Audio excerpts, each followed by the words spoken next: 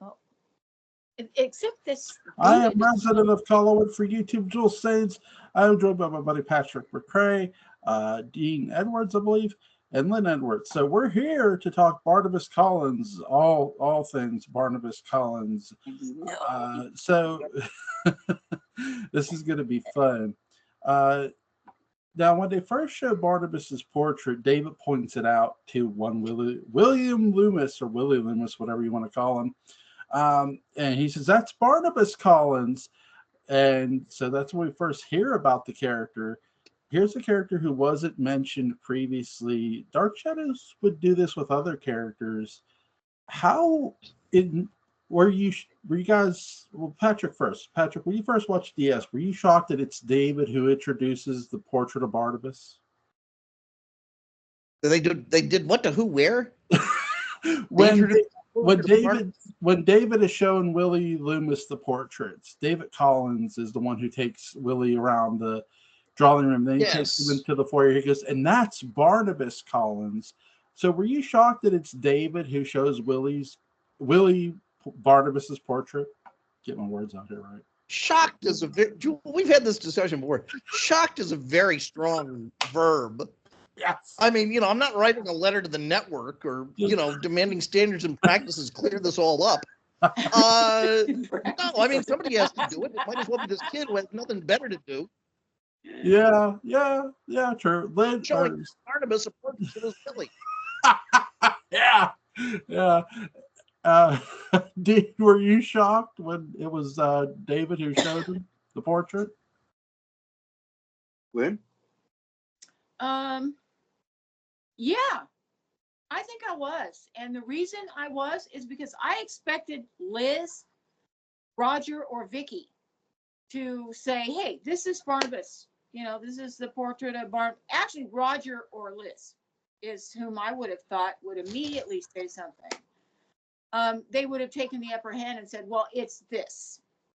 And to have David do that kid is forward. Let me tell you, he is one sharp, smart little kid. And the first thing he figured out was Josette's portrait, that it had her ghost in it. So maybe he was onto something, He was probably onto the fact that if he talked about Barnabas enough, maybe his ghost would come. Now, he didn't say that. Sure. But he kind of led us to believe that maybe something was going on with that portrait too. He just didn't know what it was. So he wanted to introduce the portrait because that was his shtick. All right. It was his shtick with Josette's portrait. It was his shtick with other family members. Later on, of course, Sarah, he took the upper hand with Sarah later on. The thing with portraits was definitely a David. He was really into that one. And he just made it clear that there might be maybe a ghost. Now, we don't know for sure, but maybe. And he he would have been fourth on my his list. father was always pissed off at him. Oh, David, stop doing all this crap, But stop trying to kill me. Talented. That was talent right there. That was some great talent. If I'd been his father, I would have sent him somewhere where he could talk to people. I mean, keeping him under wraps was kind of hard on him, poor David. I just felt bad because, his poor little David gets stuck with all this family garbage. He and his father started the series out as pretty craven characters. And in the Dark Shadows Bible, Roger was only not supposed to survive the first season. And he was the bad guy. And I think that's when they developed a theme of redemption for the series. And Patrick, what do you think of that as a theme for the series? I think redemption is the number one theme for Dark Shadows. Yeah, I would say redemption. I would say the other side of that coin is forgiveness is also a huge theme, including self-forgiveness. And those are all elements of redemption. Mm-hmm. Yeah. So but Roger was definitely rehabilitated, and from his Murderous Beginnings, which is in the Dark Shadows Bible. They also changed the century. They did a lot of things from the original concept for the series, and I think they were all good moves. And that's, I think, probably one of the big problems they're having now when they're trying to reimagine a series is what can they do to reimagine it without losing their fan base. And so, I think Barnabas is a huge part of this, just to keep it on topic for tonight. Oh, you know, it's no wonder that David acted the way he did, because his father kept projecting his ideas and kept projecting things that he knew that something was going on. And just what every 8 or 10-year-old boy wants to hear. Yeah. You know, Dad's rejecting me again. And he's rejecting me with Josette. He's rejected him with things that he might have known that he needed to know, that his father needed to know about the old house. He rejected the fact that maybe David was smarter than he thought. We find that out right away when, you know, he pulls the brake cylinder thing out of his Actually, in the father's beginning, he car. might have been afraid that David was as smart as he might have been. I mean, come on. Yeah. The kid had talents, and you know, here's Dad. Oh, my life is so much greater than yours, David, because I know everything. You know, I'm gonna just throw your ideas out the window, even though you probably are damn near a genius. I'm not gonna, you know, put up with that crap, you know, because I'm the better one here. So the way I see Roger was always shoving himself right in front. This is bullshit, you know, with Roger. And, you know, writing him has been very hard to do. He's my most difficult character. My future Stokes character is fascinating, and so is Grayson Hall Hoffman. But Roger's hard to write. Oh my God, he's hard to write. And it's because in order to make some science fiction into this work, instead of being ridiculous, like in the 1960s when they wrote some of those pulpy fiction Barnabas Collins novels, it kind of didn't set well with me. They didn't sound like the person that wrote them really knew anything about what he was talking about. I mean, did he really know there might be aliens? He knew how to sell paperbacks. What? He knew how to sell. He knew how to sell paperbacks. Yeah. Well, but that's not the point. All right. The point is that there's a lot of kids now, and even young adults, that haven't got a clue. Yeah, but novels. They don't know. I think What we could. novels? You know, what pulp? Where? Novels They don't know in where most series are places to experiment with ideas and concepts. In the Writers and Directors Guide for Star Trek Next Generation, one of the things that it originally said was that they don't count. Feel free to experiment with a novel. We just read a Ray Bradbury novel and a Roger Zelazny novel. Both, of course, based upon October the 31st. One is what were they called? I'd have to look them up. The October people. Was it October Country? Not the October Country. It's a different one. It's a different one. Let me get my. Bradbury. You don't have to listen. These to are novels that when you go to them, you are going to want to give those to your kids, and they're going to want to give that novel to their kids.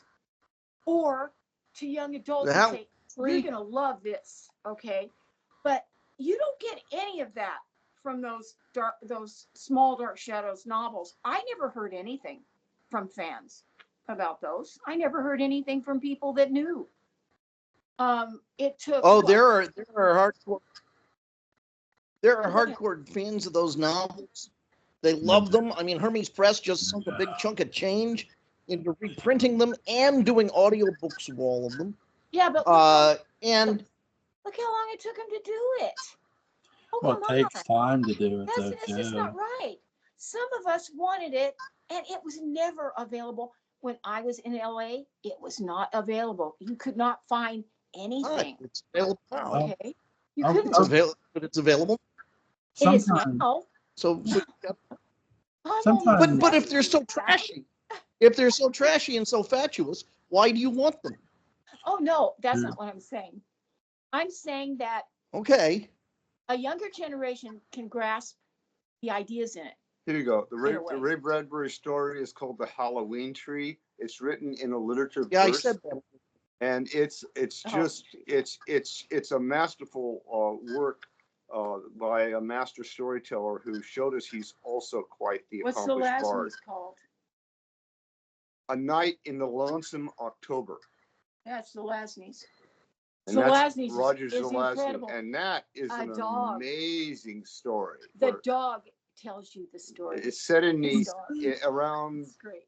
1897, one of our favorite years for Dark Shadows person, and it's right around there, and it's an amazing story. It's got the great detective, we know who that has to be for the 1890s.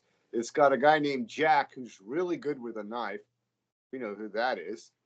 It's got the good doctor who is Dr. F, you know, we know who that is. Frankenstein. And it's got his Frankenstein's creature, good. and it's got Dracula. It's got all kinds of people showing up, and it's narrated by a really intelligent dog, and he pulls it off, and you end up just being drawn Mind into blown. the Mind story. It's a very good read. And Dracula's in it as well, and he is just mind And blowing. why are these important? Because they give you an idea of different ways of dealing with movement through time. They give you an idea of different ways of storytelling. So if you're writing fan fiction, for instance, for Dark Shadows, it gives you a bit more of a repertoire to draw upon. If you're a script writer, it definitely gives you some ideas there. I think either of those books would stand up in comparison to some of Neil Gaiman's Act 1, Act 2, and Act 3 of the Sandman series, which I think set a new platinum standard, blows the gold standard out of the way for audiobooks. And Neil Gaiman's Sandman audiobooks are just amazing performances. I can't recommend those enough. And listening to these, it gives people an idea of what we can expect out of newer materials for even some of the older ideas such as Dark Shadows. And I'm looking forward to more and more writers gaining experience from those truly outstanding 20th and 21st century innovations that are where we now have the discipline, I think, to get back to including in our toolkits. Patrick, you're the man with the experienced degrees in this. What do you think about in terms of using some of these tools and storytelling methods, some of which are from the last century, or some of Neil's stuff is spans both centuries. What do you think about the responsibility of writers and directors to draw upon those toolkits? How would you state it? Yeah, responsibility is a really interesting word to use with this. I don't know if there's a responsibility. You know, I think the responsibility is for the author to pick a medium that gives them pleasure, that stimulates them in the writing, and if that is something modern, terrific, or if it's something that follows the the Aristotelian poetics, and so strictly and so on and so forth, well, then bully for them also. I think it behooves an author to be aware of as many different tools in the toolkit as possible, and then they can choose whatever they want, Yeah. whatever's exciting to them. Yeah. I want people, just because I'm going to get into some interesting things in a few minutes, but I just want to give people a chance to unlock their imaginations and share that in any letters they write in about their expectations for a new series or their responses to it, and give some encouragement for some new creative expression. because we might be surprised. And you've always got to get, as Patrick was just saying, we really got to give writers encouragement and allow them that freedom. Let them enjoy it. Like Lois Bujold in the Penrick series. Obviously, she loves that character and his demon. Well, I think imagination comes in many ways. I mean, I'll give a great example. I was at a park called Eberly Park, which is in Uniontown, Pennsylvania. And I was there with my kids.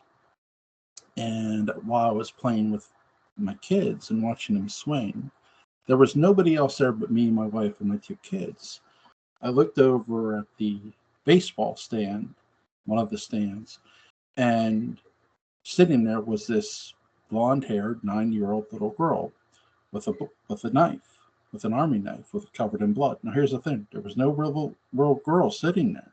It just popped into my head as I looked over, and that little girl in my store became Angela Fontaine. I think sometimes things just hit you out of literally nowhere, and you either run with it or you don't. Sometimes as a writer, but yeah. I do want to talk about Roger a bit. Before we get back to Barnabas, I think, and I have no proof of this. This is my opinion. I think the reason Roger got changed is because I think people saw how charming Louis Edmonds' character was becoming. It's one thing for a character to be paranoid and to be driven to paranoia to maybe kill themselves or commit murder. But once you go down the road of murder, and I've seen this with other characters, and it works well. Sometimes they might have not thought, and I don't know if they did or didn't, they might have not thought, well, this does it really fit that character that well? I wondered if they asked that or not. I don't know.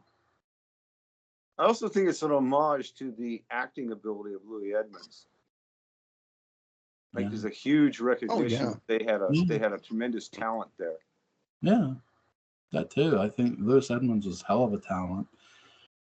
Back to Barnabas, though, I think one of the most impressive things is he's the second person we know that knew Josette. We meet the Phoenix. Laura knew Josette because she talks to her ghost.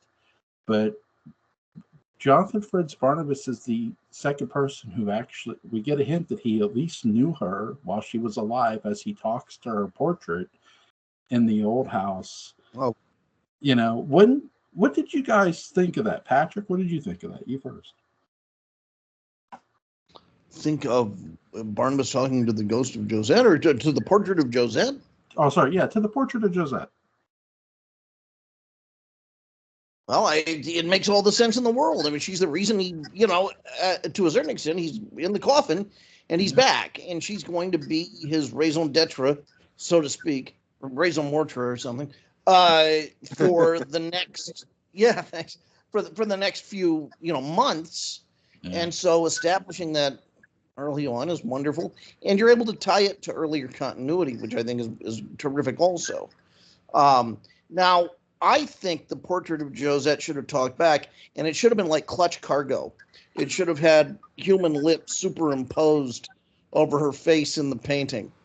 And no, I don't think that.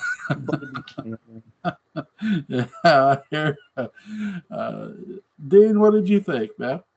I think there's a lot of special effects that could be done today in a serious way that could look quite spectacular. But Josette is a fascinating character. First, we have David and her interacting, and it really sets both characters in our imagination. And then we get into the 200s, and all of a sudden, the entire series, which was struggling, began to take off. It's because they introduced the vampire. And I was surprised at how he first came on, and through the whole series, I was extremely impressed. And Jules, you were right when we talked before. It's not just Dan Curtis, but it was the relationship he had with his staff and his writers, and they really paid attention to the history of New England. all through its history. And one of the ways that this shows up is rather indirect. They have very, very few continuity problems with what we know or think happened in history. And history is rather like writing a novel. You have indications of what happened. You have contradictory versions of what happened. You have events that happened that you need to reconcile with how things developed over time, and from that you weave a narrative. And if that's and I was really unaware of how historiography worked until I started listening to Jamie Jeffers and Dr. Z, his wife, Megan Zan Jeffers, in the British History podcast. And between the member only content, if you subscribe, and their free public content, you get a really good lesson over time as to how history is written, sometimes from some very fragmentary and contradictory information. People have to make decisions. Archivists have to choose what they're going to save, and writers have to decide what they're going to use. It's an amazing journey, and I think script writers, documentarians, novelists, short story writers, historians, they all have, and politicians and political scientists, they all have to decide how they're going to tell a story, what they're going to use. And once again, I would really defer to Patrick as our resident scholar here, because you've done a lot of interdisciplinary work and you've done a lot of theater work. I wonder what your comments and thoughts are on this. I'm in favor of all of that. I was also dealing with a phone call. So can you summarize what I'm supposed to comment on very quickly? Oh, I just literally got that. And boy, are my arms tired. it's just the way that writers and historians and people in behavioral sciences, humanities, they all look to their writing skills and storytelling skills to decide how they're going to put a narrative together of what happened or what, either in reality or in fiction. And I was mentioning that the British History podcast walks you through the process over the years of how history is put together. And sometimes there's not a whole lot there they have to draw on. I bet. Sure. And I think the way that you choose to tell the story says a lot about what you value in the story. You know, I mean, look at the 12 Caesars and then I Claudius and its very specific take on that. Yeah. I think when Barnabas first talks to Joseph's portrait, and he comes out that coffin and then is amazing. It gives you not just indication that he knew her while she was alive. You might not know what their relationship was at that moment, but when we learn what their relationship was, it's like, okay. And you realize that the Collins family history book is inaccurate to a degree, but inaccurate for a reason, because the Collins family members are about secrets, especially Joshua. I think Jonathan Frid did a hell of a, because they use the music, they use Jonathan standing in front of the portrait looking up. There's no special effect with the portrait. They completely trusted Jonathan to just deliver these amazing lines, and he nails it. I mean, he says it to her, "Where were you?" I was at Collins. "Where were you when I was turned into something my own father loathed?" Even when he forgets his line, he nails it. If his ghost is here with yours, tell him I've come home. And it's so amazing that he has this conversation literally with a ghost that he feels is listening to him through this portrait. And that kind of psychology and Dark Shadows up at that point had built great psychology with the supernatural, with the ghost and such. And now you have a vampire, you've unleashed this vampire, and the adventure continues through him. He's literally going to become I've talked about this before, you're not just your main character, but they're going to take Victoria Winters, who was their biggest babyface, and help Barnabas become a babyface in a lot of ways by going back to 1795, giving him this origin story. And they don't have him do something so catastrophic as killing the main character. I mean, they have him kidnap Maggie Evans, but who wouldn't kidnap Maggie Evans? Side joke. It's like Marianne out of. She starts out like Marianne. Not a kidnap.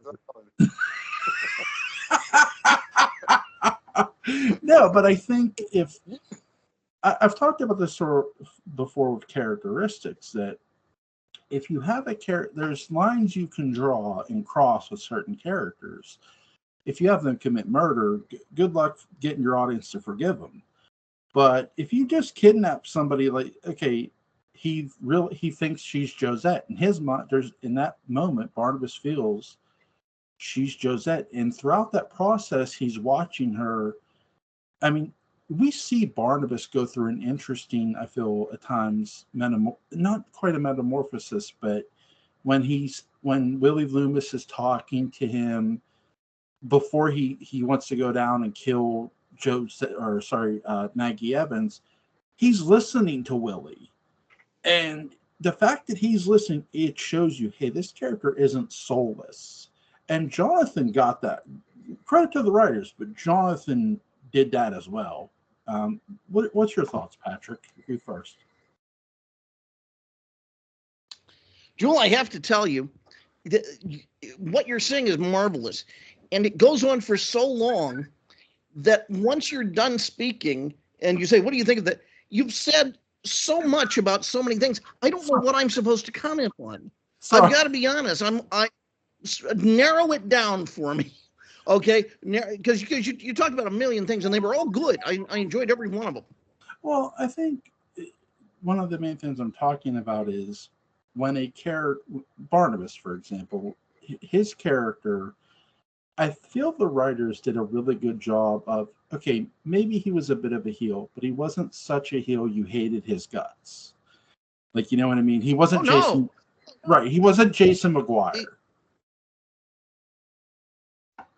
Yes, you're right. Sorry. Oh no, that's okay. I will comment.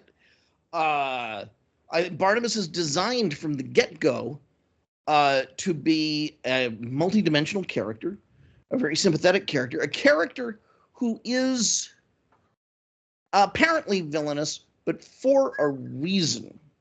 And, you know, once you watch 1795 and you see everything he's gone through, and then you go back and imagine him, popping out of the coffin, it's a very cruel redemption that he is experiencing in that moment. You know, that it's this bizarre kind of Wizard of Oz situation that he's thrust into after all of these deaths, after just being hot on the heels of his mother's death and Josette's death and Sarah's death and Jeremiah's death. Phew. And not being able to really do anything about Vicky. The only victory he has really is that he is okay. I'm trying to concentrate. Is done. Jewel, I've lost my train of thought. It's all good. Moving on. Go ahead, David. What do you think of? I think this is a really good segue. Into the depths of Barnabas Collins. He is indeed a multifaceted character in any timeline, including the original one, which they only make some mention of throughout the entire series. Now, there's a shocking comment. What do I base that on? I based that upon one of the episodes. I have to look up the number. I should have had that prepared. With the proviso that it might be a little off because the original numbering had 8 episodes inserted into it, and that throws it off a bit. But because we now have 1,233 episodes instead of 1,225. But there is an episode where Barnabas is relating the story of the first time Jeremiah he met Josette. And he said, and this caused me to almost get a whiplash, but he said that Jeremiah brought his new bride home, and that was the first time I met her. And I thought, what? That's in the Ah. first. And I thought, what's going on there? And he was talking. And to then, Vicky but internally. how would that work? Well, something has really changed here. And then there's an episode called I call the magic number, and it's one where you find out. It's one of about 3 different episodes where they talk about Barnabas in particular, and I think by extension there are also Jeremiah is involved as well, because we know he had the family carpentry craft, a mystical craft down with sacred and otherwise architecture, and he probably didn't do that alone. But there's an episode with the magic number, and Barnabas talks about it and how this Caribbean witch doctor had taught him this. And if you read Zora Neale Hurston's material on Haiti and Jamaica and voodoo in those places, it's you get a sense of how deep some of these traditions went. But that magic number was literally capable of rewriting on a quantum level the events that were evolving. I speculate. And they actually say the number in the episode. It's a concept. The magic number is a concept. I don't remember if they had a specific number. It might have been a mathematical relationship, They harmonic. talk this magic number in the episode. Yeah, I know what you're thinking of, and I'm not sure exactly how they were. I have to go back and relook at the episode, because the thing that I took away from that was that this was a very powerful way of manipulating the nature of reality.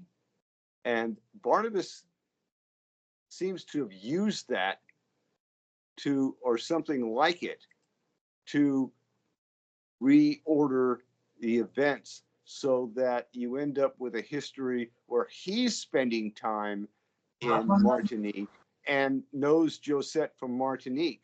I think both statements are true. And one thing we learned from Dark Shadows is that there's all these different timelines, and time keeps getting reset and reimagined.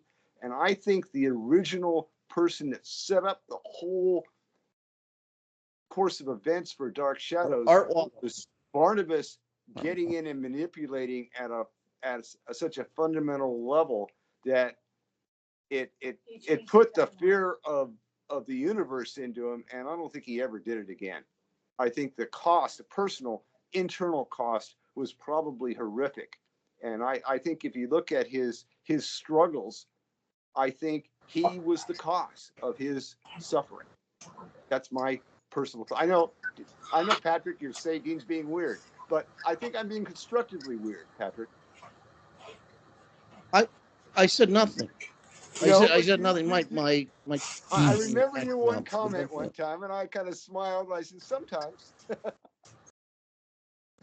I think Barnabas skewed the timeline doing Dark But I think when you look at the 3 different representations of Barnabas picking up the darker arts in the Caribbean, I don't think that lets his uncle off, out of that equation. I think his uncle would have also had some exposure to that, and I think he also inherited his grandfather's talent for sacred architecture. And I think you see that also show up in Captain Quentin Collins. All 3 of those people were involved in building either the old house or the new house, and modifying it and doing some things that affect the shape of space and what it does to how you interact and interface with what we think of as reality. It's just fascinating. It is. But anyway, I wanted to drop that on people. They can go back in and they can find that episode with the magic number. And take a look at it and look for some other times when Barnabas in particular, or somebody is talking about Barnabas. I think it was Barnabas in particular each time, was talking about things he'd learned. There's all kinds of little indications of things. Like when little Sarah says, "Oh, my daddy has friends who go to China all the time." Well, that's talking about fur trade and the opium trade and getting into that, and that ties in with the Collins family having what was probably the largest house in New England, with the old house at the time in that century, and it also ties in with their immense wealth that they had in the into the 19th century, well into the 19th century. And I think you have to ask yourself, what would a New England family been involved in order to accumulate and maintain and grow that kind of wealth? Slavery. Slavery, opium, orange trade, all kinds of different things. And we know that they were involved with Egypt. We know they were involved with China. We know that the Straits of Malacca somehow are important because the original Gerard, not the one that took his name, he was a pirate from the Straits of Malacca, privateer or pirate from the Straits of Malacca, who just happened to decided to run over to Maine from between where Singapore is today and Malaysia, and shipwreck and die off the coast of Maine to have his name taken up by this other character. I forget his original name, but it's in the series. Ivan Miller. Yeah, Ivan Miller. There you go. George Stiles took the name. Yeah. So, but that kind of gives us a tie-in to the Straits of Malacca, which is one of those places that you have to go through. It's like the Straits of Taiwan or Magellan or Drake's Passage in South America. There are certain areas where the ocean the seas are rough and stormy, and you've got to go through a safe channel in order to seek passage. And Straits of Malacca is one of those safe areas. Another one is the Strait of Taiwan, between Taiwan and mainland China. So those, and people often forget to remember that for shipping, that's significant. And with the Collins family, you're always talking about the age of sail into the 1920s. So it's all very important. And I think Barnabas was. Oh, go on. I just was going to say I must depart. There are a few evening things I have to take care of before I sleep. But I just wanted to say thank you. It was wonderful to be on with you again. I enjoyed hearing your thoughts. And Jewel, I will see you soon. See you soon, Patrick. Have a good one. I leave you in the. Bye. And just a little quick interjection. Lynn and I are I'm the international coordinating editor, and Lynn and I are. Lynn is the engagement editor for Democracy Watch News. We're a nonprofit news service, but we also cover culture and the arts. And one of the things we've been doing for about 3 years now is a Deep Shadows space, drawing some inspiration from Dark Shadows. And so we've spent 3 years researching history and sociology and anthropology and literature, and asking ourselves some of these questions. So, and watching a lot of Dark Shadows, pouring through the wiki, and looking at what people have investigated and reported there.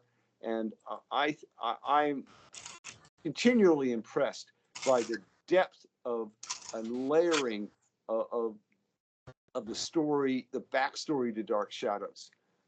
It's deeper and more expansive than people realize, even though we don't get to be directly aware of most of it. It's kind of like an iceberg.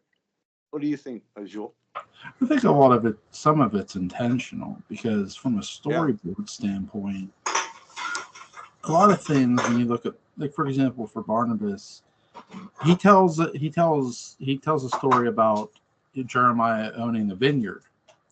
And, like, we never see the vineyard, but I believe him, you know what I mean? But there's other things too, like, we don't even though we get Barnabas's origin story, there are things we don't know about him. I mean, we can we assume that he maybe learned black magic in Martinique? Maybe he did. We don't know. And I think just from a storyboard standpoint, you have to leave. And Dark Shadows does this very, not just with Barnabas, but with other characters too. A little bit of mystery to a character to get your audience, to keep your audience appealing, to keep them guessing what the character is going to do and what that character might do. For example, a great example, this isn't just Barnabas, but Quentin. I mean, we meet a ghost who is silent and seems to be torturing children, at least from a psychological standpoint and a physical standpoint somehow. And we go back in time to 1897 and we get this flamboyant, very handsome man. And yeah, David Rake, Selby rake. was handsome as a ghost, but we get this very charming, womanizing man. And it's like, when I first saw it, I'm thinking, that was not what I was expecting, in a good way. And that's the thing. You have to throw your audience a bit to sort of deceive them, to let them know, hey, you think you might be suspecting what's going on here, but not so fast. And they do that with Barnabas very well too, like with the kidnapping of Maggie Evans. When he makes every effort. Here's a guy who knows his vampiric powers, who's very aware of what he can do, is all too aware of what he can do with his vampire powers, who knows the old house like the back of his hand, who can teleport, front and back, no problem. And he makes every effort not to catch Maggie Evans. I mean, he does. You could say, well, he's walking through the corridors and he's lost. I call BS. There's no way he's lost in that basement. He's been through probably 1,000 times in his life. Yeah. And he doesn't teleport forward to stop her. He doesn't. He gets to the beach where she's laying down, and he's going to bend down and strangle her. Yet he's talking to her before he does it. It's like, this dude had no intention of killing that woman, because I think Barnabas, I think that's a little bit of your first real hint that something more is going on with Barnabas, even though there's an internal struggle there always with Barnabas. Yeah, and I think that's where that struggle really shows too, is with Maggie Evans. Because if he had any intention of killing this woman, he would have did it. He doesn't. He doesn't attempt, to me. I've watched enough slashers and vampire movies to know, if a character's going to kill somebody, they're going to do it. It's not a hesitation game. The writers and Jonathan did a really good job of not. They have Barnabas kill the right person in Jason McGuire. The writers were very smart in picking Jason as Barnabas's first real victim to kill in the present, because if you're going to have him kill somebody, have him kill a heel. Because if he kills a heel, that shows, hey, wait a minute, maybe this guy isn't all bad. We already saw he didn't kill Maggie, so it gives that suggestion to the audience, hey, Barnabas just killed Jason. Yeah, maybe the guy isn't. No, McGuire. That's one of the things I found fascinating about the Jack character, who was Jack the Ripper. In Zelazny's book that we mentioned earlier, that this was somebody that actually did important things. That he helped save the world. He wasn't just a monster. He was sometimes an interesting monster with Zelazny's What Happened to Him Next. And that was an interesting novel. And if people I have more than 1,100 books that I've read and rated in my Goodreads account. and that's out of 13,600 books and titles that I shelved.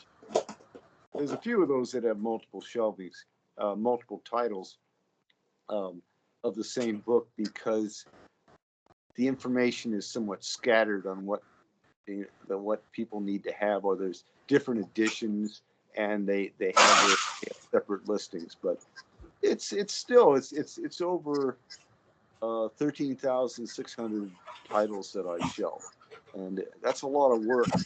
It requires looking at commentary on each book, and deciding how they need to be shelved by category. So I've got 183 bookshelves that I've created to categorize these things.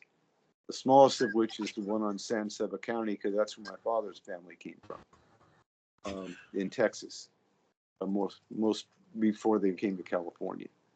And it's just interesting to look at what's available for us to read out there. Particularly, I think we're in a golden age of writing. I think the ability of writers to communicate with publishers and agents and with fans in very quick, very fast, expeditious ways, just is unparalleled in history. I think we've seen this kind of thing happen before.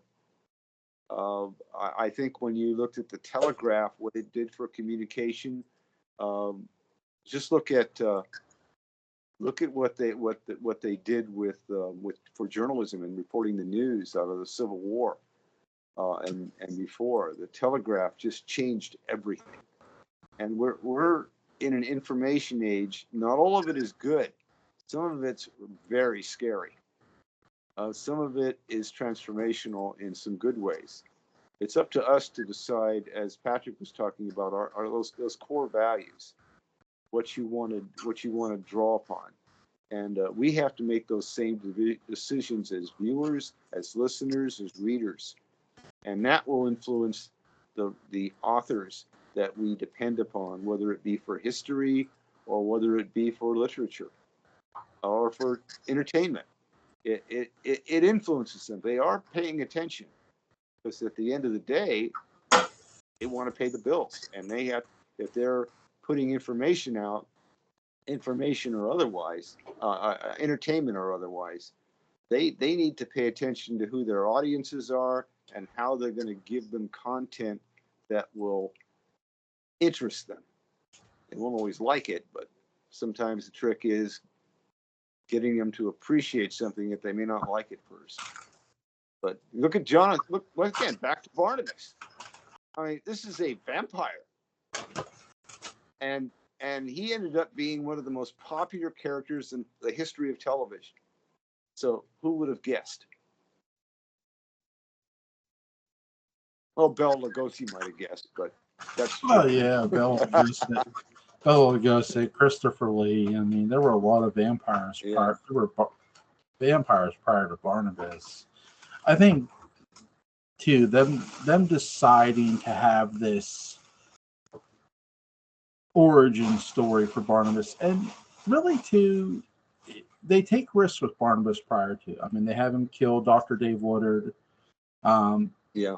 Which I think it would have been if it weren't Peter Turgeon. Like if Peter Turgeon had not been cast as Dr. Dave Woodard, if he'd not been recast, I think it would have been really interesting to if they would have killed the other guy, the other actor who played him, because that'd have been a different story. I think the audience might have not liked Barnabas doing it, but Peter Turgeon does not. He gets recast as Dr. Dave Woodard, and they kill him off. But this also takes Julia down a really good road of she went Especially from since they had a relationship that went back probably decades. They did have a relationship. She initially comes there under the pretense of an investigation. She doesn't tell the Collins family. She goes, I'm a historian. I write a history book of the New England families. She lies to him in a sense. And she starts slowly, because she's there because Maggie is her patient in Wincliffe.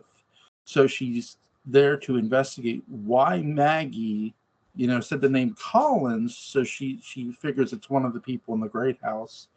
And no, it's Barnabas. And she slowly figures out that, okay, she tells Barnabas to look at the family history book, and she has this compact mirror, and she figures out, okay, he's a vampire. She's seen his coffin. In a lot of ways, I love to think that Julia Hoffman is a pretext for Carl Kolchak. I mean, because a lot of the ways there's times she acts like Carl Kolchak prior to Kolchak existing. But she makes this bold move, and Dark Shadows had this unique history of characters with bold moves. How Barnabas in 1840 choosing to trust Angelique, because he has nothing to lose. I mean, well, he does have something to lose in a sense. He figures if I can't trust her, then I'm not going to have a future to go back to.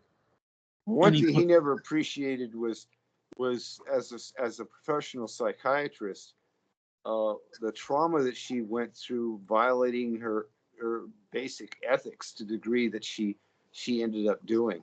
And I don't think Barnabas ever understood the trauma that she went through because of that. Well, she wanted fame. I mean, she wanted recognition in a sense. That's sort of part of what House deals with too. That both the series and House a bit, where initially Julia feels, hey, if I can cure this guy, I can get my name out there. But then the one thing that happens in the series that they more indicate in the movie, though it's its own thing, so I'll stick to the series, is you can tell. And Dave Woodard mentions this. He goes, I can tell you're falling, you have feelings for Barnabas, because that's why he feels she's staying around after they reveal they pin it all on Willie Loomis, Maggie's kidnapping. So they do this really good cover story, and it's not really a cover story. Julia has fallen for Barnabas, who wouldn't. My wife has even said Jonathan Frid was a handsome man. Vampire pheromones. So it's not hard to see why a woman would fall for Jonathan Frid's Barnabas. And once, the death of Dave Woodard happens, Julia is the first person to because again, there's no build up to Angelique, really. You hear there's an episode that's before the 1795, I think it's an episode or two, where there's she's an in 1840 episode where they look back at the witch trials near Collinsport that Amadeus was at. Well, this isn't that. This is where Julia Hoffman's in the mausoleum, and she's talked to Sarah once before. She's already seen Sarah, and she hears a woman crying, and she hears a wicked woman laughing. And that's your first indication that's another indication sort of something else is going on here. Like, why is there this wicked woman laughing? And again, there's been no mention of the name Angelique. There's been Dark Shadows. Me and Patrick and Alan had talked about this just, I think, a couple videos ago. Dark Shadows really did a good job of playing the cards close to the vest and not knowing what they had, and then realizing, okay, we have something here. We got to go with it. And now they got to build this backstory for Barnabas. Well, who can put a curse on somebody? A witch. And feel free to mention Donald Schmidt as well. He's one of our Deep Shadows. He's our third co-host. Yeah, Don Schmidt. Yeah, good dude. He's on with you quite a bit. Yeah, I've had him on. He's a good dude. And that's the thing too. This choice to have a witch curse Barnabas was a smart decision. And they cast the lovely Laura Parker, this beautiful blonde, 28-year-old woman. And again, no introduction. And in one episode written by Sam Hall, she gets the character across and over, and the rest, as they say, would be history, because when she curses Barnabas, she delivers an even greater performance. I mean, they marry Barnabas and Angelique. And when I first again, my first watch through of DS back in the 90s, there's a lot of this I'm not expecting because I had never watched the show before. And when I watched it and learned all these things for the first time, it's like, holy shit. Yeah, that's, he marries this one. And here's the thing, Barnabas the things I've learned about Barnabas are, one, he's a man of his word. He keeps his word. Because he promises Angelique, if you cure Sarah, I'll marry you. Well, she did. And not knowing she caused it, she cures him. He keeps his promise to marry her. And who was it that gave him the old house? Naomi. Naomi gave Barnabas and Angelique the old house as a present. And that's why, shout out to Christine and Kara too. They had mentioned this too on their channel that and Dan Curtis gave us a hint as to why she had that capability. Yeah. I think that the basis for the old house, according to the series, the revised series from the early 1990s, was that 92 or 91, somewhere around there, I think. That it came from a coastal town on southern England. It starts with a D. Is it Dorchester or Dorset? I think it's Dorchester. It could be the other, but obviously not the entire house, but a portion of it was shipped over. And this is not unusual. There are examples of houses being shipped, like the Martin Murphy house was shipped from New England to, I believe it was New England, all around the Horn to what later into San Francisco Bay and what later became Sunnyvale. And so there are examples in the 19th century and certainly in earlier centuries of houses being dismantled and labeled and inventoried and reassembled with some newer materials and expanded upon. Indeed, the new house is based on a house with exactly that kind of history. It was originally in Washington, D.C., and that went up into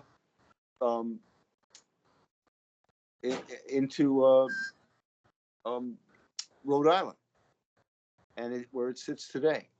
And so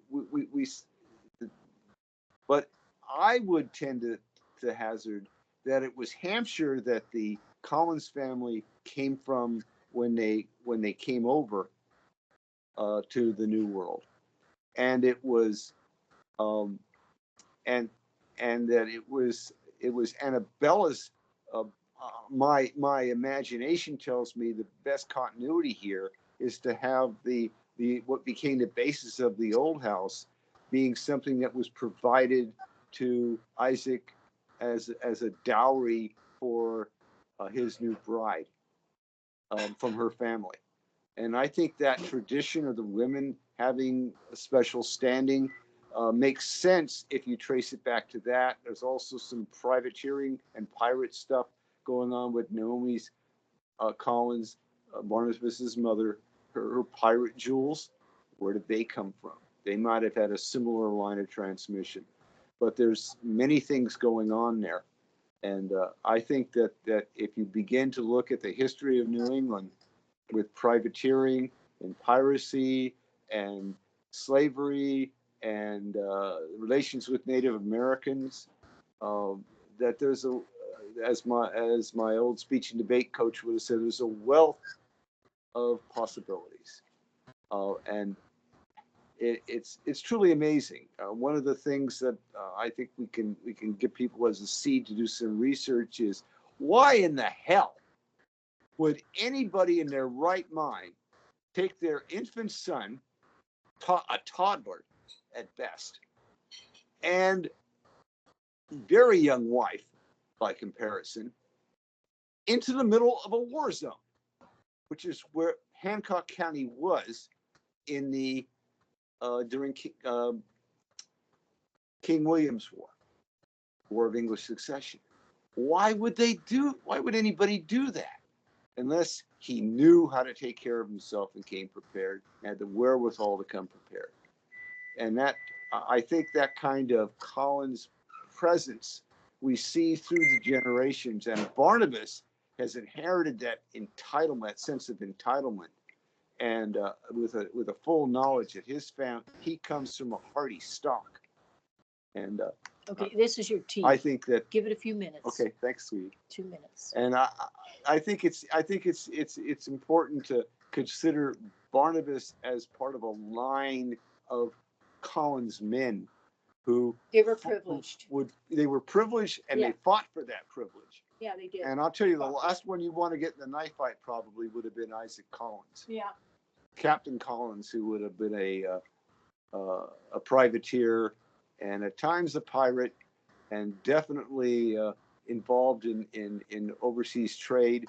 And it was his son Caleb that established the Collins fortune with the assistance of Annabella Collins, who I always describe as the first strong Collins woman. So we see this throughout, and Elizabeth was the one that we saw being a strong Collins woman later on, a distant cousin of Barnabas. And I think Barnabas was a brilliant addition to the series, because it gave them a possibility of tying all these different threads together. And I think they did so brilliantly, in a way that when I look at writing news or writing history, or as a political scientist looking at those areas, or writing fiction, I'm just amazed by the depth of possibilities that are dipped into and given expression in the series. And I think the producer, Dan Curtis, gets a huge credit for the continuity and having a staff that know his heart and he knows theirs, and they work together in this amazing combination. If the Emmys had existed when Dark Shadows was around, I think we'd be talking about an Emmy award-winning series. But alas, they went out in 1975, about the time that the Emmys were getting started. So we didn't get to see our favorite cast up on stage, up on the platform, getting their rewards. But the fans sure gave them recognition over the years, and their sons and daughters and grandchildren.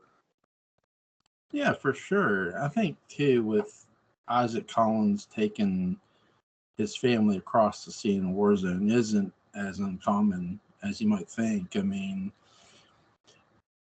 young kids went into battle at times. I mean, even at certain ages, because This is literally behind enemy lines.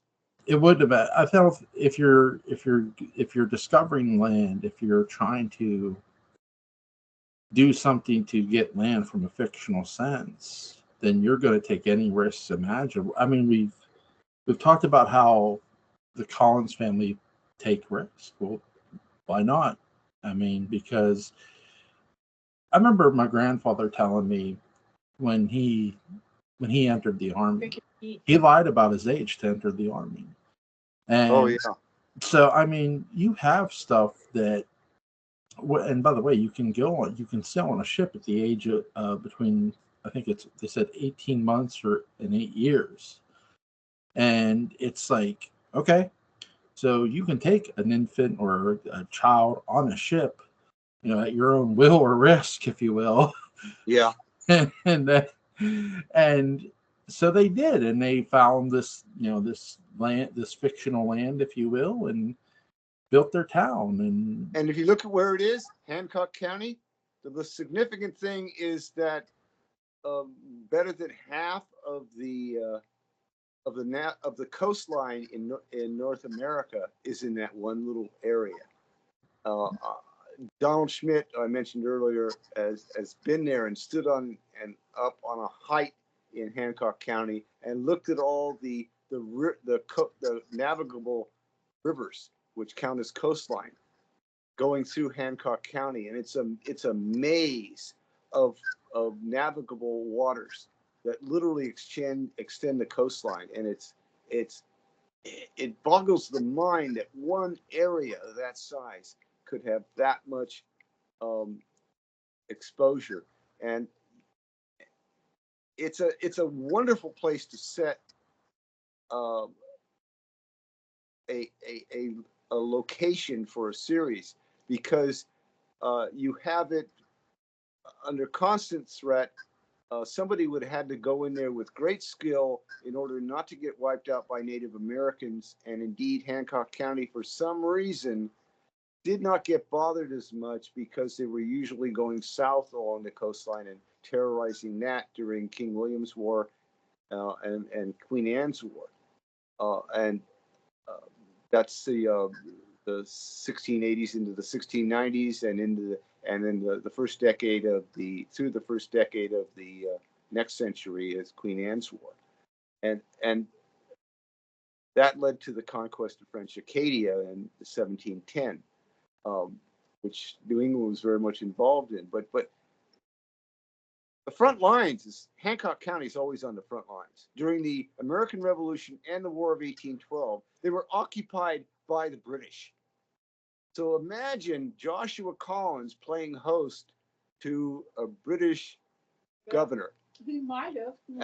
He was in an awkward location, so they wouldn't have stayed there, but they would have paid him regular visits. Yes, during the American Revolution. And Daniel would have had to put up with it during the War of 1812, when once again Hancock County was occupied by the British. And it wasn't until about 1816, and it might even been a couple of years after that, that the last British presence finally withdrew. And it wasn't until the 1840s that they finally established the border, a formal border, thanks to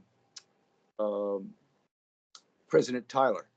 Daniel would have been all over that shit. Yeah, so there's Hancock County is the perfect place to put a family that's going to be experiencing this constant back and forth between first the French and the British, which is why it's called Maine. I mean, Maine. Look at Le Mans, France, in Mayenne or Maine, as it's called in English. It was the area between the Normans and the French crown that they contested with. So what do you call this new land, this Maine land in off these coastal islands? What do you call it when you're contesting with the French, between the French and British? You call it Maine, because it's got a history. And I think that's one of the reasons, that's one of the places that the province of Maine, later the state, got its name, because it was so iconic of that strife between these rival forces. And we inherited that in a sense, except the British now became the northern ones. Daniel probably married a French woman. And there was this huge competition. And the Collins family would have had to negotiate that relationship. And they would have continued to negotiate a relationship with the British into the 1850s with Captain Quentin Collins. Except for Daniel, the China probably trade. Married a French woman. That woman was probably French. Who? His wife, Daniel's wife. I'm not certain. We know, actually, I don't think she was in the series. I don't think she was in the series. I'd have to look it up. We know she was, and she was. She was a cold, calculating woman. Daniel with her ghost, and she was really creepy. That ghost. You know, there's some things on the wiki about Daniel's wife, and I encourage people to go look that up. I can't. I'm sorry. I deal with literally the entire world on the news and history side, and so sometimes if I can't pull something up off the top of my head, I plead guilty. I don't remember what her name was. I know Daniel It's was in the wiki. terrified of her. Look at the Dark Shadows wiki if you haven't already. You'll love it. They're always updating it and working on it and making it better.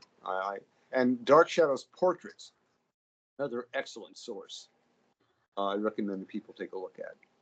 Yeah. You can use your web browser and search for those. Yeah. What's something we've talked about 1795? We've been doing Count Patoffi episodes, me, Alan, and Patrick. By the way, real quick, Patrick had mentioned too, when we way back when did a Barnabas video, that the way Joshua built the old house, he built it more for a defensive position when you look at the way it was built and where it was built on top of this big hill. Yeah. And it even had a jail, so they probably built that house more for a war or a battle than anything else. In 1897, there are a lot of cool things for that time period, the costumes and stuff. And I asked Patrick and Alan, what's something from a technology standpoint that we didn't get to see in that time period that you would have liked to see? So I asked you both, and you and Lynn. I'd say the telephone. I'd say steam-powered.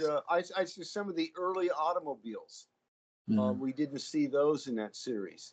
We didn't see enough with horses, for that matter. Talk about old technology.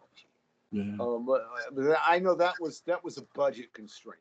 I think Dan would have loved to have done something with that, but they just couldn't get into it. He had to decide what he was going to draw upon, how he was going to tell the story. And he had to do it in these slightly more than 20-minute episodes. And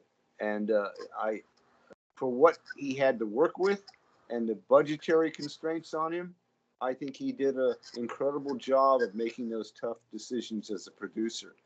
And I produce now also, and let me tell you, you got to take you got to take all your costs into account. You got to give, even if people are volunteers, you have to assign a value to their time and honor that value and calculate that just like it's coin of the realm.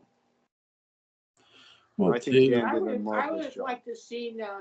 I want to know what happened between Daniel and his wife to cause his terrified problem with Angelique and the ghost, because you don't really know what happened. You sort of know, but you don't really know.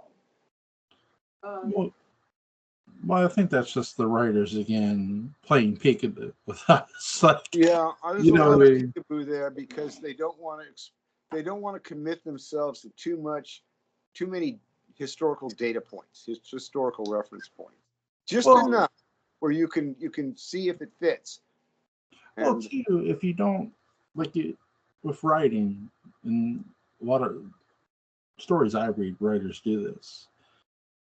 If you don't have to explain something to a T, don't.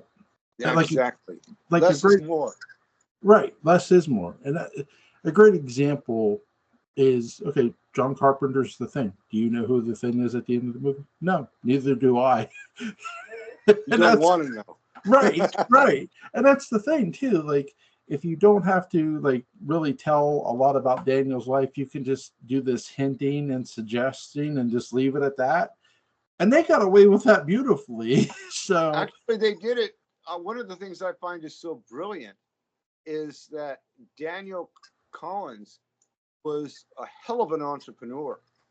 And you know this because the Collins family was in such great shape. He learned from Joshua, who was around with him and adopted him from a nephew to a cousin, from a nephew to a son, and he adopted him to carry what was a common practice in those days to nail down the inheritance, but the Collins family continued to engage in enterprise and to grow. I think Colonel Perkins probably would have known him over in Massachusetts.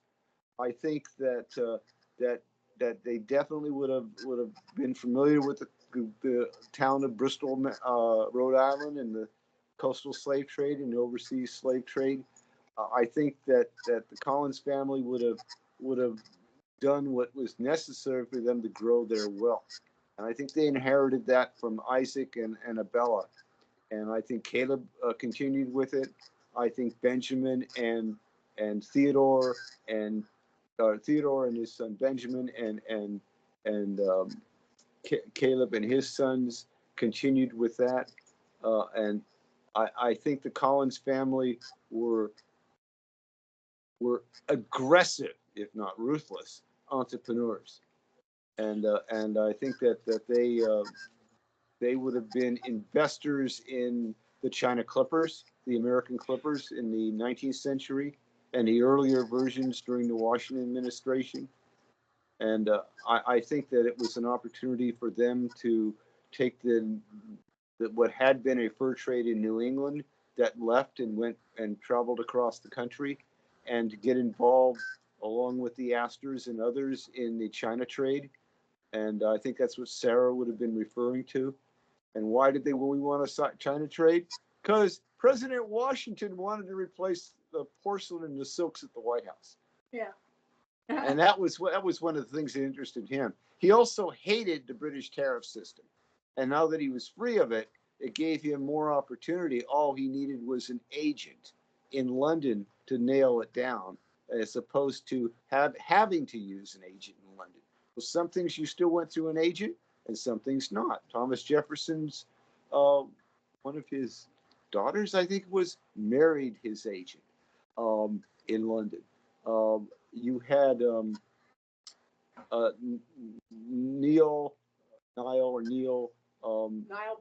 Bradford, and I believe, and we know the Bradford line. They're all documented, so it couldn't have been New York. The Bradfords from New York area. It would have had to have been the Bradfords from Somerset, and so that's probably where Naomi's family came from. It's once again south of England. That's significant. Naomi was probably a Bradford from there, with that line coming from there. I would be surprised. But Niall, depending on how you want to pronounce it, Bradford was somebody that Barnabas Collins went and visited in London in the early 1800s. Turns out that he grew up with him, and probably was, and the reason he grew up with, because his Naomi raised her brother's son, and I, once again, that's not all that unusual. And so it also gave Joshua a little bit extra protection during British occupation, because he had solid relationships there. Those kind of relationships in that part of Maine were common all the way through to the final signing of the treaty in the 1840s. And there's one of the largest landowners in Maine was the British ambassador, one of the British diplomats. Was it the Ashburton Warburton? Something, there's a treaty. I'm going to get the name wrong, so I won't say it. That it set that boundary up. So we have this entire history, and I think Daniel Collins was a big part of the Collins family wealth, and I think Captain Quentin Collins was another big part of it. And it's he definitely was. What happened was that a lot of the things that they had based their wealth on went away. Slavery went away. The trade with China changed. You had the shipbuilding business atrophied in Maine, and by the 1920s, it was mostly gone. It took another 25 years or so to die out, and there's this huge history of shipbuilding in Maine. And by the way, the first ship to be built in America by the British, English, and sailed across the Atlantic was in the early 1600s, and they needed to rebuild it so they could get home. And they were up in Maine, up either in or near Hancock County. So it was on the coast of one of those rivers off the coast of Maine that they used to build the first ship. And because Maine almost established the first permanent colony. They were older than Jamestown, and they were both abandoned. But what saved Jamestown was, as they were sailing away after abandoning the town, their relief showed up, and they turned around and went back. But for that, we'd have had a whole different history. And Maine was a big part of this. I think that Isaac Collins was not a newcomer to the coast of New England or the coast of Maine.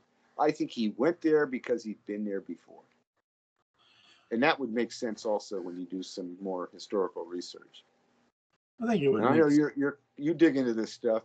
I hope Well, I that's the think it next would. one. Well, I think it would make sense if he had Yeah. been here before.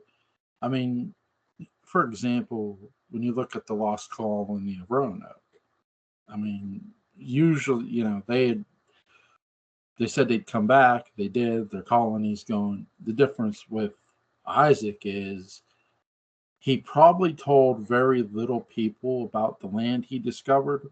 If the land he wanted, kept it to himself. Because I think the Collins family are also capitalists. I mean, they're about money, and they took advantage of. Okay, here for Well, example. he would have had to hide.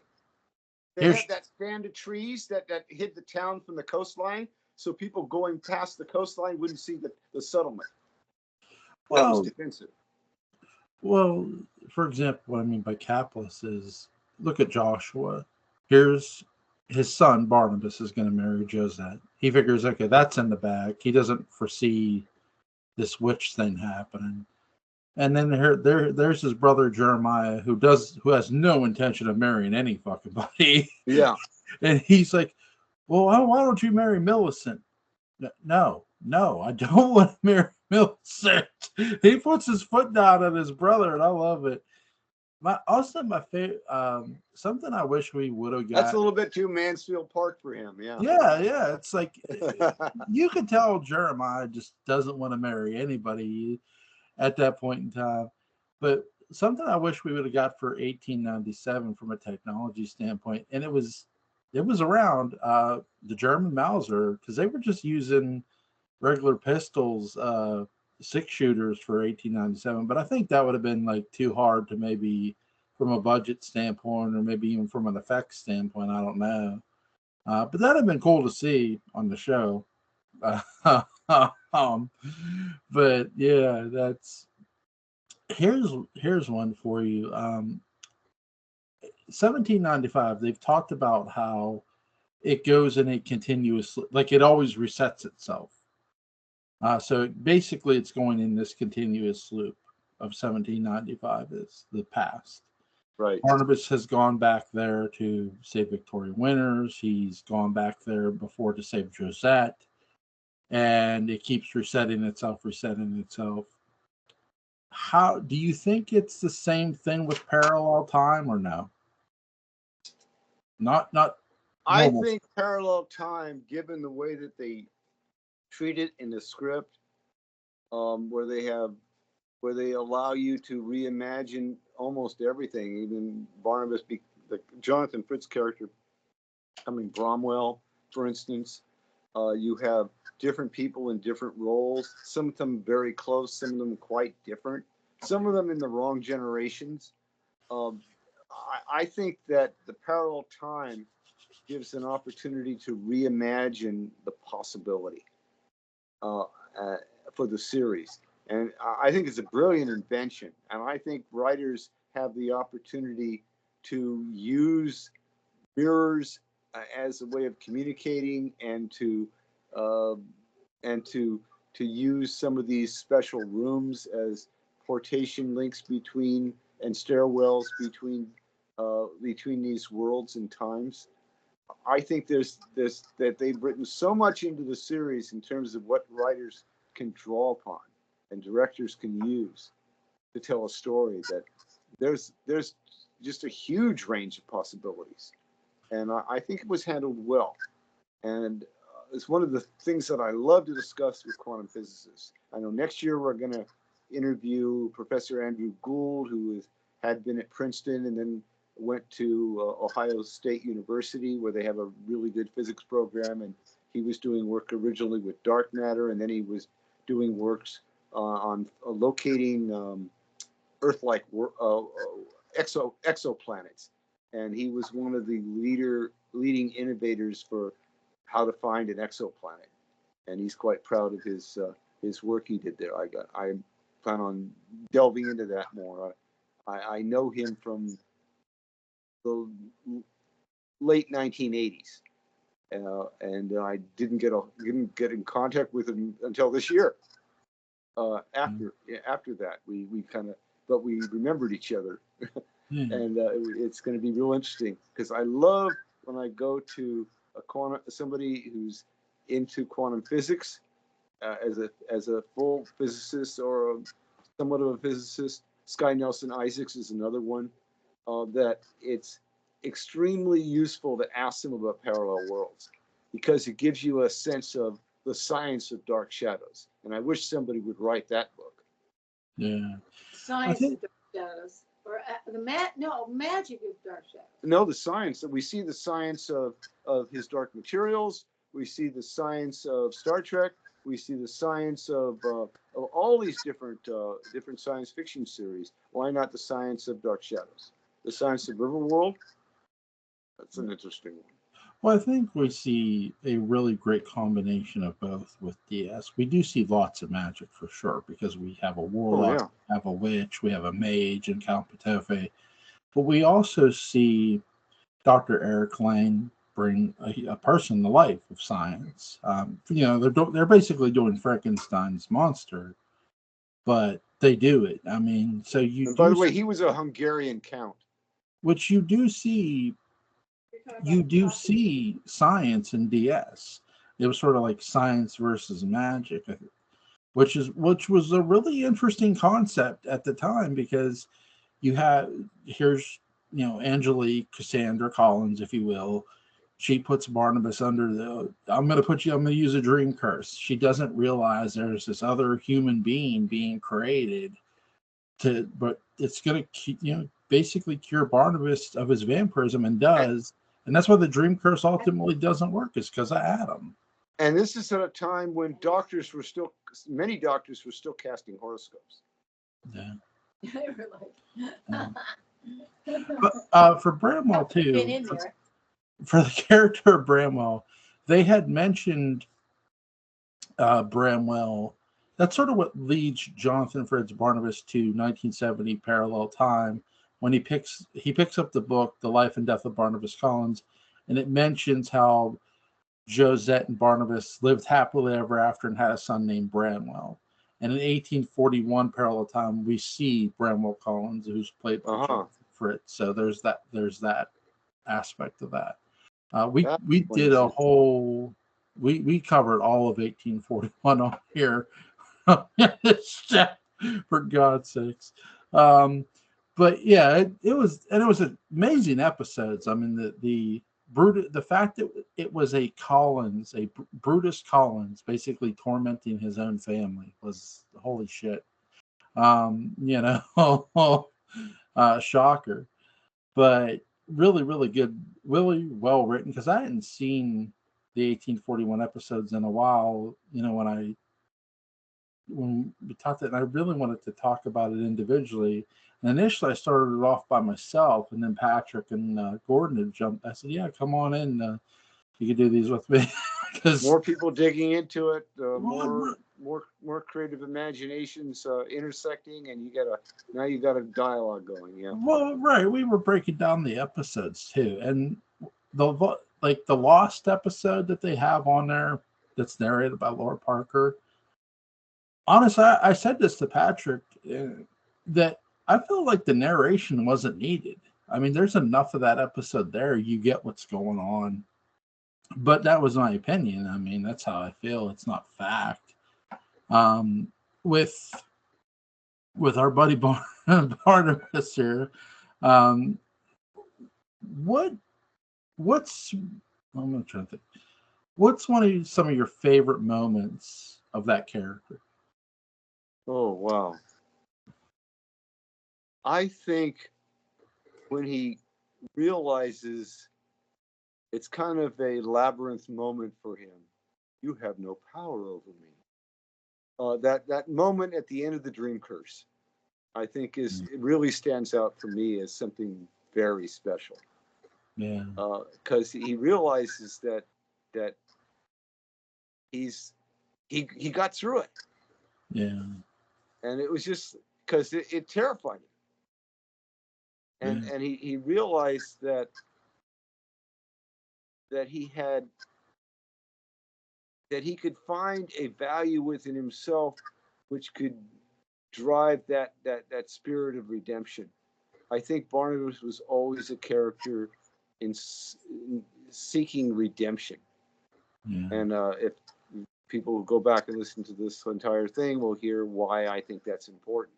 I think he did something really dark and really bad in terms of the universe, and taking on more than any person should take on. And I think I think he had to compensate for that. And I think it led to his curse. It led to all kinds of things. And so we end up with this character constantly in having this internal battle. And I think that's why. Now, other people are welcome to look at those other episodes and indications, come to their own conclusions. But like I say, I read a lot, and I watch a lot of things or listen. I'm blind guy, so I mostly listen. And Lynn is a photographer, so like I say, every blind guy should be married to a photographer, because the blind people are great in the dark room, and the spouse then, who's a photographer, can handle the visual imagery. And between the two, you've got a powerful team. What's your favorite moment with Barnabas, Lynn? What's the thing that really struck you as that was your wow moment? My wow moment? Yeah, with Barnabas. I mentioned it was at the end of the dream curse, where Barnabas realizes he had his labyrinth moment. You have no power over me.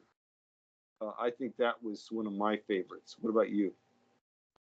My favorite is when he went after Trask. After Trask shot Angelique in the redemption episode, where she redeemed herself by turning in the head of Judah Zachary, Barnabas went back to her, and he realized that he loved her. And Trask shot and killed her, and he went after Trask. And I thought that was an awesome turnaround to have happen. I thought that was one of the more awesome episodes. Really took tremendous effort for Barnabas to let go of his prejudice and his anger, and he did, and realized that, hey, this is really all my fault. I caused all this crap. And Angelique was just there trying to, get me back, and she went to the extreme each time, but not now. But when Trask shot her, he went after Trask. I thought that was an awesome. Really? All right, let's get rid of Trask. Finally, Barnabas gets to chase down someone and possibly kill him off, although we know he ended up in parallel time. It's still pretty awesome that all this happens to Barnabas within a couple hours. Yeah. And he has to have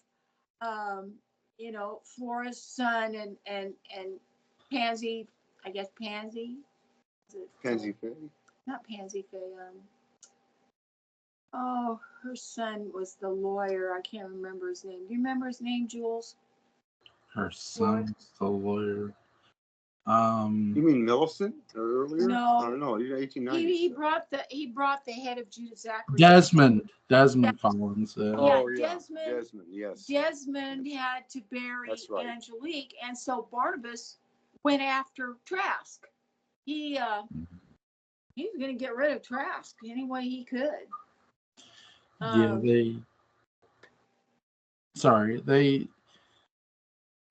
They Stokes wants Barnabas to go back through the staircase of time. He goes, "Come on, it might." His line is, "It might not be there. It's a staircase. It's gonna be there." Where is it going? Nowhere. And I think Patrick had pointed this out too, way back. He said, "He knows. Stokes knows that if Barnabas stays to bury Angelique, he's not coming back."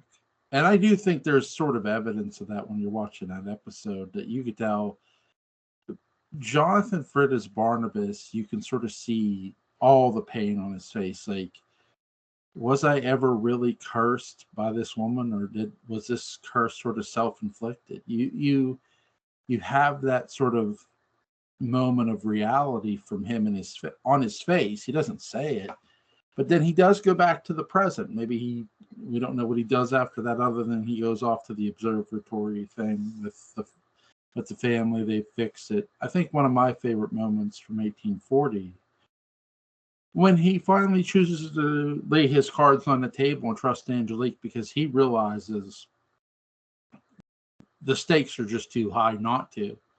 He's got to. He can't just trust Julia Hoffman. He's got to trust somebody else, and that one person he trusts is Angelique. He goes, "If you do this, I will be grateful to you." And she cures him. She gets rid of his vampire curse. That's something that happens.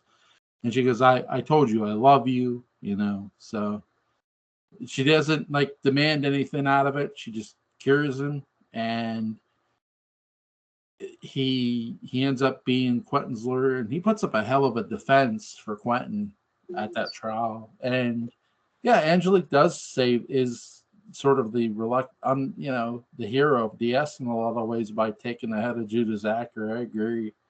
It's a big moment for that character. But I think too, the backstory, we get the backstory of Angelique / Miranda Duvall. And the first time we hear the name Duvall too is in the 1897 arc, where she mentions her last name being Duvall, which is really cool.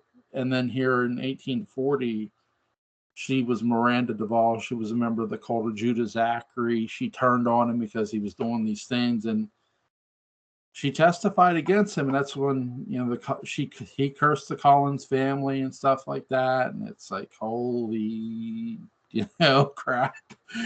Back in Amadeus's time. Yeah, he was the judge. He was the one who convinced Angelique. By the way, it was not have been uncommon for a family to have, like, if somebody went to sea and handle the merchant trade and all of that and everything involved in it, another son might go into the ministry and go. And in Puritan families, that's Cambridge at the time. And that's not unusual. A third son, and I think we would get to the one that stayed in Britain, would have probably been a lawyer, an attorney, and that accounts for 3 different sons of that original generation. Well, that would explain why Desmond went over there too. Laura's son Desmond was. And by the way, another thing I think is a good thing for us to leave on is, I think that the Collins property would have been passed along to some other mentions, other relations, and end up in the West family, and end up as part of Lord Hampshire's estate. And so I think the Collins property in England was still there. And I think that's why there was this tie between the Collins family and Lord Hampshire coming over and marrying their governess and taking her back as his countess. Yeah, it is interesting because Lady Hampshire, they came from Europe. The question would be: was the old house the first Collinwood ever built? And I would say no, probably not. That there was probably one in Europe somewhere, whether it be England or not. You know what I mean? Well, we know it was England, and it looks like it was the south of England. And that's where the research into the name Collins helps into who was going over into New England, where they were likely to have come from. I know that Essex figures prominently, but I don't think it was Essex. I think everything points to Hampshire and West as places to look for. And Dan Curtis himself mentioned one city on the southwest, on the southern coast, further west, close to Dorset, close to Devon, but not in Devon. And I think that would have been for part of the old house came from there in the newer series that they had in the 1990s. So I think there's some things that concepts he was playing with And I think that we have a lot to look forward to if the estate would decide to let the authors write and give us something that we can sink our teeth into. We've been waiting far too long for new developments and the permission to write. Yeah. And I think they're making a mistake. I think they need to allow people to at least write supporting novels and explore concepts, even if they take this series in a new direction. I think that they have more to lose by waiting any further than by not waiting. They can always take a departure, and that's where the history of parallel worlds in the series gives them that extra license to do so. I think they need to take full advantage of that, because not letting people write is a bad idea. Well, I don't know. I don't know if they're stopping anybody from writing anything. I know there's going to Pretty be. much they are. I know there's going to be a graphic novel. Try to get permission next year or something. Yeah, try. Well, they're working. They're still working on this new series. Yeah, I know. And there's a cone of silence down around it. Well, I think that's the thing, that you don't want to give anybody any, you don't want to have misinformation going around. I think that's the reason no one wants to say anything. I also think, they're still shopping, as far as I know, as far as I heard. And I said a while back ago, look, if they can't get a stream or cable, MPI should find a way to film it and produce it. Because they release DVDs and stuff, but I don't know if they'd have that kind of money. I don't know. That's just my opinion. But I will say that, there's for the character of Roger. I remember reading The Return of Dark Shadows, that was written by John Philip Betancourt, and he did that for 5 years, and he wrote Roger really well. He wrote a lot of characters really well. He had his own characters and stuff. But he wrote Roger pretty well, I would say.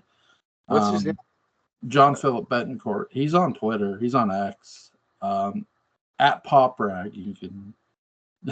So, but shout out to him. So I do think too that if they're going to do something with Dark Shadows, I think they need to needs to find a home. I mean, that's the most important thing with the series. They should be able to do that, I would think. Well, that's the thing though. Like, if I don't know what kind of money MPI has for a production cost. I mean, just because you release DVDs with documentaries doesn't always mean you have like a high production. You know what I mean? Oh yeah. They do a great job with that stuff. Look at the Apple's Foundation series by Isaac Asimov. Yeah. They're updating and reimagining of that. They produce an episode every other year, or a series of episodes every other year, and only about 8 or so.